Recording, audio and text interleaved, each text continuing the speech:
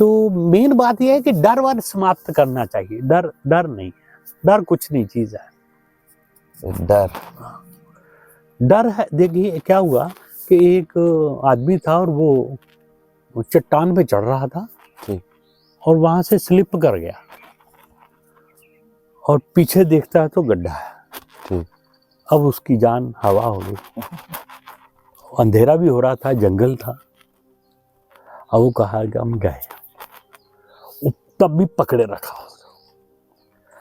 अब बड़ी देर हो गई, हाथ ठंडे होने लगे, एकदम ठंडे होने लगे और छूटने लगे, और वो सोच लिया कि अब हम गए। ध्यान की स्थिति बता रहा हूँ।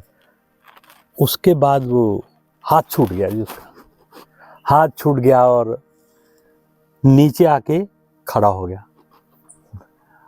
और वो गैप, गड्ढा पता कितना था? 6 इंच से ज्यादा नहीं था। और डर था, डर के कारण सारा अफरा तफरी सब उसी के कारण मची है।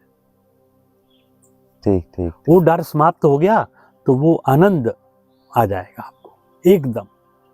डर नहीं है, कुछ कोई चीज ही नहीं है डर। ये तो माइंड की क्रिएशन है।